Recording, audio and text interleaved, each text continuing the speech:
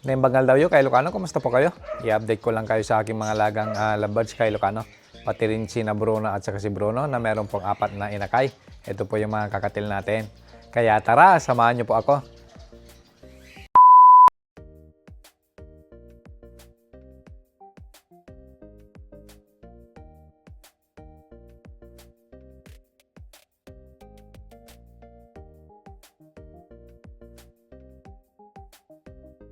Naimbagal daw yun kay Ilocano, kumusta po kayo? So i-update ko lang kayo dito sa aking mga lagang lovebirds. Ito po yung back-to-back na parblue natin kay Ilocano, yan oh, na merong isang inakay. So hindi pa nga bumababa yung kanilang nag-iisang inakay kay Ilocano. Umitlog na naman tong hen natin kay Ilocano. Talagang atat na silang mag-breed.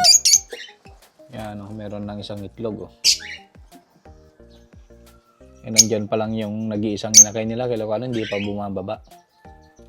Pero nag-breed na naman sila.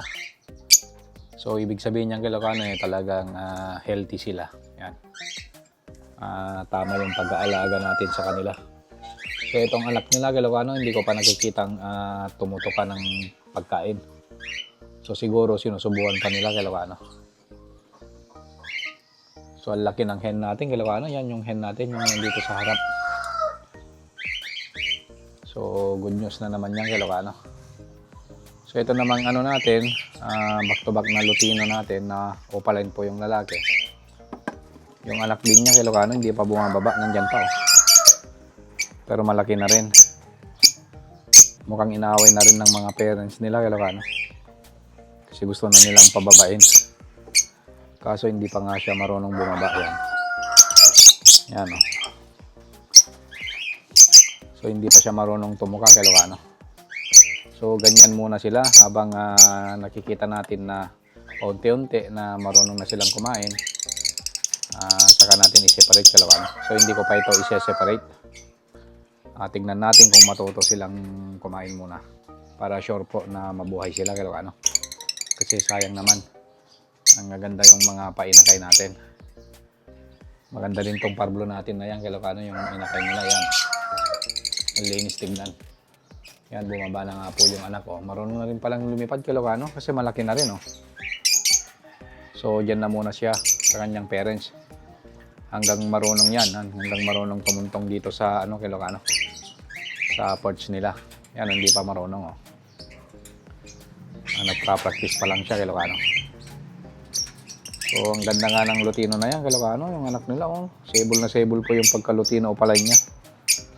Ang gandang tignan kay Ilocano. Atat na rin yung parents niya kay Ilocano na mag-breed, kaso nga lang ay nandyan pa yung kay Ilocano, yung inakay nila.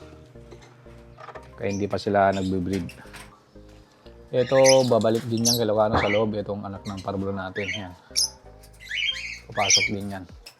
So i-update ko rin kayo dito sa kakatil ko kay Ilocano, si Bruno at saka si Bruna. Yan. Nandito sila. Yan. So malaki na nga po yung mga anak nila kay Ilocano.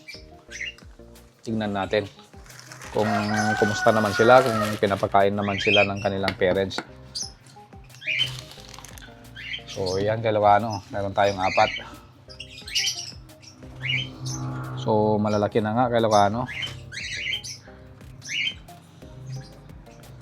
Malalaki na nga yung 3 kay Ilocano, yan oh. Tapos itong pinakamaliit, tingnan natin kay Ilocano kung pinapakain ng parents niya o hindi. Mukhang walang laman yung tiyan niya kay Ilocano oh. Mukhang hindi nila pinapakain. Nahuli na kasi ito. So ang gagawin natin dito kay Ilocano, i-hand feed natin.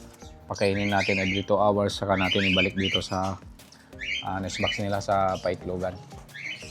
Kasi ito yung pinakamalaki kay Ilocano. Yan oh, nakakadilat na naman kasi kay Ilocano, ang laki na oh. Ang taba.